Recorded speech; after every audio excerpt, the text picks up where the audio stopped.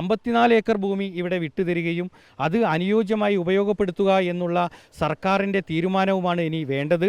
അതിന് അനുകൂലമായി ഈ സർക്കാർ തീരുമാനമെടുക്കുമെന്ന് തന്നെയാണ് ഞങ്ങളുടെ പ്രതീക്ഷ.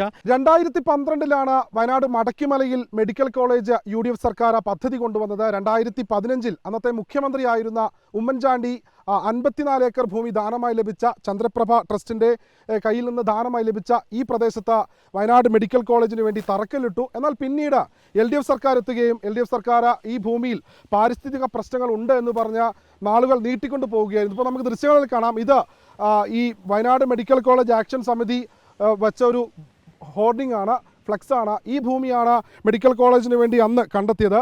എന്നാൽ പിന്നീട് അത്തരത്തിൽ ഈ മെഡിക്കൽ കോളേജിൻ്റെ പദ്ധതികൾ മുടങ്ങിപ്പോകുന്നൊരു സാഹചര്യം ഉണ്ടായിരുന്നു. അതുമായി ബന്ധപ്പെട്ടാണ് വയനാട് മെഡിക്കൽ കോളേജ് ആക്ഷൻ സമിതി ഇനി സമരപരിപാടികളിലേക്ക് കടക്കുന്നത്. എന്നോടൊപ്പം ഈ പ്രദേശം ഉൾക്കൊള്ളുന്ന സ്ഥലത്തെ വാർഡ് മെമ്പർ അടക്കമുള്ള ആളുകൾ, സമീപ പ്രദേശത്തെ കണിയാമ്പറ്റ പഞ്ചായത്തിൻ്റെ പ്രസിഡന്റ് അടക്കമുള്ള ആളുകളൊക്കെ ചേരുന്നുണ്ട്. ഈ പ്രദേശത്ത് പാരിസ്ഥിതിക പ്രശ്നങ്ങൾ ഉണ്ട് എന്ന് പറഞ്ഞാണ് പദ്ധതി മുടങ്ങിപ്പോയൊരു സാഹചര്യം ഉണ്ടായത്, അല്ലേ? ഈ പാരിസ്ഥിതിക അനുമതിയുടെ പ്രശ്നം പറഞ്ഞ് ഈ പദ്ധതി അട്ടിമറിക്കാൻ ശ്രമിച്ചോ എന്നാണ് ഞങ്ങളിപ്പോൾ സംശയിക്കുന്നത്. കാരണം അതിനുശേഷം വയനാട് ജില്ലയുടെ കലക്ടറായി വന്ന ശ്രീമതി രേണുകാരാജ് IAS അവർ പ്രത്യേകം ആരോഗ്യ വകുപ്പ് സെക്രട്ടറിക്ക് നൽകിയ റിപ്പോർട്ടിൽ പറയുന്നുണ്ട്, ഈ ഭൂമി സംബന്ധിച്ച് യാതൊരുവിധ അതായത് പാരിസ്ഥിതിക പ്രശ്നങ്ങളോ മറ്റ് ഏതെങ്കിലും രീതിയിലുള്ള പ്രയാസങ്ങളോ നേരിടുന്ന ഭൂമിയല്ല. ജില്ലാ ആസ്ഥാനത്തോട് ചേർന്ന് വളരെ അടുത്ത ഭൂമിയാണ്. അതുകൊണ്ട് തന്നെ ഈ ഭൂമി നിർമ്മാണത്തിന് പരിഗണിക്കുന്നതിൽ യാതൊരുവിധ തെറ്റുമില്ല എന്ന് തന്നെ വ്യക്തമായി അവർ 2023 പറയുകയുണ്ടായി. എന്നിട്ടും വയനാട് മെഡിക്കൽ കോളേജിൻ്റെ ഭൂമി അന്വേഷണവുമായി അന്നത്തെ സർക്കാർ പല സ്ഥലങ്ങൾ അന്വേഷിച്ചു നടക്കുക, അതേപോലെ തന്നെ അടിസ്ഥാന സൗകര്യങ്ങളും മറ്റും ഉണ്ടാക്കുന്നതിൽ വളരെ പ്രയാസപ്പെടുന്ന, വികസനത്തിന് വളരെ പ്രയാസം നേരിടുന്ന, ഭൂമി ലഭ്യത ഇല്ലാതെ വളരെ പ്രയാസത്തിലുള്ള ജില്ലാ ആശുപത്രിക്ക് വയനാട് മെഡിക്കൽ കോളേജിൻ്റെ ബോർഡ് സ്ഥാപിക്കുക എന്നുള്ളതിലപ്പുറം വയനാട്ടിലെ ജനങ്ങൾക്ക് യഥാർത്ഥത്തിൽ ലഭിക്കേണ്ട ചികിത്സാ സൗകര്യങ്ങൾ ഇന്നും അന്യമായി നിൽക്കുകയാണ്. ചുരം ഉൾപ്പെടെ ഗതാഗത കുരുക്കുണ്ടാകുമ്പോൾ ജില്ലയിലെ പല ആളുകളും, അപകടത്തിൽപ്പെട്ട ആളുകൾ ഉൾപ്പെടെ മറ്റ് അത്യാഹിതങ്ങൾ ഉൾപ്പെടെയുള്ള ആവശ്യങ്ങളിലൊക്കെ തന്നെ അടിയന്തരമായി ചികിത്സ തേടുമ്പോൾ മാനന്തവാടി മെഡിക്കൽ കോളേജിൽ നിന്നും മടക്കുകയും ആ ആളുകളെ ചുരം ഉൾപ്പെടെയുള്ള ഗതാഗത തടസ്സം മൂലം പലപ്പോഴും വഴിമധ്യേ മരണപ്പെടുന്ന ഈ സാഹചര്യമാണുള്ളത്. അതിപ്പോൾ ഇതിനകത്ത് റോഡൊക്കെ വെട്ടിയിലേക്ക് ഫുർക്ക, പിന്നീട് എന്താ സംഭവിച്ചത്? ഇപ്പോൾ എത്ര ദൂരത്തിൽ റോഡ് വെട്ടിയിട്ടുണ്ട്? ഇത് ഞങ്ങൾ വിവരാവകാശ പ്രകാരം ചോദിച്ചതാണ്. അങ്ങനെ ഒരു പഠന റിപ്പോർട്ടില്ല, പാരിസ്ഥിതിക പഠന റിപ്പോർട്ടില്ല എന്ന് വിവരാവകാശ രേഖയുണ്ട്. എന്നാൽ അതിൻ്റെ ശേഷം തന്നെയാണ് നേരത്തെ പറഞ്ഞ രേണുക ഈ റിപ്പോർട്ടും കൊടുത്തത്. 3 കിലോമീറ്ററാണ് ഈ ദൂരം ഉള്ളത്. ഇതിന് റോഡ് വെട്ടിയ വഴി, റോഡ് വെട്ടി പാതി വഴിയിൽ ഉപേക്ഷിക്കപ്പെടുകയാണ്. പിന്നീട് നമ്മൾ കാണുന്നത് വയനാടിനെ പ്രാദേശികമായി വിഭജിക്കുന്നതാണ്. അതൊരു കുതന്ത്രമാണ്. നേരെ ചുണ്ടയിലേക്ക് പോകുന്നു, ചുണ്ടയിൽ നിന്ന് മിംസ് മേടിക്കാൻ വേണ്ടി പോകുന്നു, അവിടെ നിന്ന് മാനന്തവാടിയിലെത്തുന്നു. മാനന്തവാടിയിൽ ഇപ്പോൾ വിവിധ സ്ഥലങ്ങളിൽ കറങ്ങിക്കൊണ്ടിരിക്കുകയാണ്. KSEBയുടെ ഭൂമി, പാരീസൺ എസ്റ്റേറ്റ്, പ്രിയദർശിനി ഭൂമി, അതുപോലെ ഇപ്പോൾ എത്തി നിൽക്കുന്നത് തോൽപ്പെട്ടിയിലാണ്. ഇത് വയനാട്ടിലെ ജനങ്ങളെ കബളിപ്പിക്കലാണ്. യഥാർത്ഥത്തിൽ കഴിഞ്ഞ ഗവൺമെൻറ്റാണ് ഇത് അട്ടിമറിച്ചത്. അതുകൊണ്ട് തന്നെ ശ്രീ ഉമ്മൻചാണ്ടി തറക്കല്ലിട്ട്, ഞങ്ങൾക്ക് ഒരു വൈകാരിക പ്രശ്നം ഇതിനകത്തുണ്ട്. 2012 ജൂലൈ 12-ാം തീയതി SKMJ ഹൈസ്കൂളിന് ഹാളിൽ 15-ന് അവിടെ തറക്കല്ലിടുമ്പോൾ, 2015-ൽ തറക്കല്ലിടുമ്പോൾ ആ വേദിയിൽ യശസ്വീരനായ വീരേന്ദ്രകുമാർ ഉണ്ടായിരുന്നു, ഷാനവാസ് MP ഉണ്ടായിരുന്നു. അദ്ദേഹത്തിൻ്റെ ട്രസ്റ്റിൽ ഉൾപ്പെട്ട ഭൂമിയാണിത്, അല്ലേ? ട്രസ്റ്റിൻ്റെ ബന്ധുക്കളുടെ ട്രസ്റ്റിൻ്റെ ഭൂമിയാണ്. ചന്ദ്രപ്രഭ എന്ന് പറയുമ്പോൾ ജൈനമതസ്ഥരുടെ തീർത്ഥങ്കരാണ്, അവരുടെ ആരാധ്യന പുരുഷനാണ്. അദ്ദേഹത്തിൻ്റെ പേര് അവരുണ്ടാക്കിയ ട്രസ്റ്റാണ്. ഏക്കർ ഭൂമിയിൽ എല്ലാവിധ സൗകര്യങ്ങളോടും കൂടി കെട്ടിട നിർമ്മാണത്തിന് വേണ്ടിയുള്ള പ്രശ്നങ്ങളൊന്നും തന്നെ ഇപ്പോൾ നിലവിലില്ല. ട്രസ്റ്റ് ചോദിച്ചൊരു ചോദ്യമുണ്ട്, വളരെ ദയനീയമായി ചോദിച്ച ചോദ്യമാണ്. യഥാർത്ഥത്തിൽ 54 ഏക്കർ ഭൂമി മെഡിക്കൽ കോളേജിന് വേണ്ട, 25 ഏക്കർ മതി. അവരുടെ കയ്യിൽ ഇനിയും ഭൂമിയുണ്ട്. സ്വാഭാവികമായും ഭൂമി ദാനം ചെയ്യുമ്പോൾ അതിനകത്ത് പ്രശ്നമുണ്ടെങ്കിൽ സർക്കാർ ട്രസ്റ്റികളെ കാണണ്ടേ, അവരോട് പറയണ്ടേ, പകരം അവർക്ക് ഭൂമി ഉണ്ടായിരുന്നു കൊടുക്കുമായിരുന്നു. കഴിഞ്ഞ സർക്കാർ അത്തരത്തിലൊരു ഇടപെടൽ നടത്തിയിരുന്നോ? അവരെ കണ്ടോ? കഴിഞ്ഞ സർക്കാരാണ് ഇത് അട്ടിമറിച്ചത്, നടത്തിയില്ല. അതുകൊണ്ട് തന്നെയാണ് ഞങ്ങൾക്കൊരു പ്രതീക്ഷയുള്ളത്. കാരണം വയനാട്ടിലെ ജനങ്ങൾ ഒന്നടങ്കം മടക്കിയിൽ വേണമെന്ന് ആഗ്രഹിക്കുകയാണ്. എന്തുകൊണ്ട്? ഇത് വയനാടിൻ്റെ ഒരു മധ്യഭാഗമാണ്. എല്ലാവർക്കും വളരെ പെട്ടെന്ന് എത്തിച്ചേരാൻ വേണ്ടി, ഗോൾഡൻ അവറിൽ എത്തിച്ചേരാൻ പറ്റുന്ന ഒരു പ്രദേശം അതുതന്നെയാണ്. അതായത് വയനാടിൻ്റെ ഏത് ഭാഗത്തു നിന്നും എളുപ്പത്തിൽ എത്തിച്ചേരാവുന്ന ഒരു സ്ഥലം തന്നെയാണ് മടക്കിമല എന്ന് പറയുന്നത്.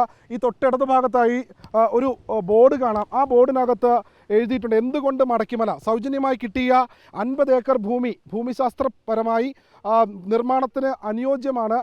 അതോടൊപ്പം 2021 അന്നത്തെ ജില്ലാ കളക്ടറായിരുന്ന ഡോക്ടർ അദീല അബ്ദുള്ളയുടെ GSI റിപ്പോർട്ട് അനുകൂലമായി, കെട്ടിട നിർമ്മാണത്തിന് അനുകൂലമായി വന്ന റിപ്പോർട്ടടക്കം പരാമർശിച്ചിട്ടുണ്ട്. അതോടൊപ്പം കളക്ടർ രേണു രാജ് 2023 നൽകിയ റിപ്പോർട്ടുമുണ്ട്. മറ്റ് ഭാഗങ്ങളിൽ നിന്ന് വയനാട്ടിലേക്ക് മുത്തങ്ങ ആയിക്കോട്ടെ, പുൽപ്പള്ളി ആയിക്കോട്ടെ, പുൽപ്പള്ളിയിൽ നിന്ന് 18 കിലോമീറ്ററാണ്. അതോടൊപ്പം ലക്കിടിയിൽ നിന്ന് 15 കിലോമീറ്ററാണ്, മുത്തങ്ങയിൽ നിന്ന് 25 കിലോമീറ്ററാണ്. അത്തരത്തിലൊക്കെ ഏറ്റവും എളുപ്പത്തിൽ എത്തിച്ചേരാവുന്ന ഒരു സ്ഥലമാണ് മടക്കിമല എന്ന് പറയുന്നത്. പക്ഷേ അന്നത്തെ സർക്കാരിൻ്റെ ഇടപെടലിനെ തുടർന്നാണ് മെഡിക്കൽ കോളേജ് മുടങ്ങിപ്പോയത്. അതിൽ പ്രതിഷേധിച്ചാണ് ഇനിയിപ്പോൾ ഈ വരുന്ന ക്വിറ്റ് ഇന്ത്യ ദിനത്തിൽ 9-ാം തീയതി വലിയ സമരപരിപാടികളിലേക്ക് വയനാട് മെഡിക്കൽ കോളേജ് ആക്ഷൻ സമിതി കടക്കുന്നത്. എന്താണിപ്പോൾ സമരവുമായി ബന്ധപ്പെട്ട് എങ്ങനെ മുന്നോട്ട് പോകാനാണ് തീരുമാനം?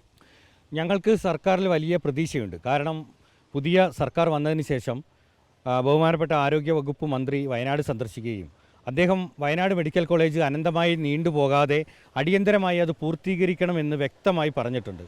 ഒരുപക്ഷേ മടക്കിമലയിലെ ഭൂമി അദ്ദേഹം പരിഗണിക്കപ്പെടുമെന്നുള്ള രീതിയിൽ തന്നെ സംസാരിക്കുകയുണ്ടായി. കാരണം വയനാട് ജില്ലയിൽ മറ്റെവിടെയും ഭൂമി കിട്ടാനില്ല. ഇവിടുത്തെ നിർമ്മാണ പ്രവൃത്തിയായി ബന്ധപ്പെട്ട് ഏറ്റവും എക്കോ സെൻസിറ്റീവായ രീതിയിലുള്ള അല്ലെങ്കിൽ പരിസ്ഥിതിയോട് ചേർന്നു നിൽക്കുന്ന രീതിയിലുള്ള കെട്ടിട നിർമ്മാണം ഉൾപ്പെടെ ഇവിടെ ഡിസൈൻ ചെയ്തതാണ്. 3 കോടി രൂപ ചിലവഴിച്ചുകൊണ്ട് ഇതിന് DPR തയ്യാറാക്കിയതാണ്. ഇതിൻ്റെ ബാംഗ്ലൂർ ആസ്ഥാനമായുള്ള കമ്പനി 3 കോടി രൂപ ചിലവഴിച്ചുകൊണ്ട് DPR തയ്യാറാക്കി.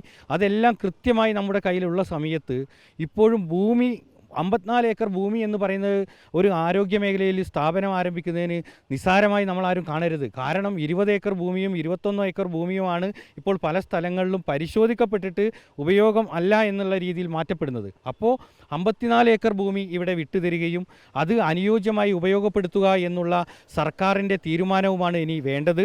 അതിന് അനുകൂലമായി ഈ സർക്കാർ തീരുമാനമെടുക്കുമെന്ന് തന്നെയാണ് ഞങ്ങളുടെ പ്രതീക്ഷ. പിന്നെ ആരോഗ്യവകുപ്പ് മന്ത്രിയായിട്ടോ അല്ലെങ്കിൽ MLA ആയിട്ടോ ഇടപെട്ടിരുന്നോ?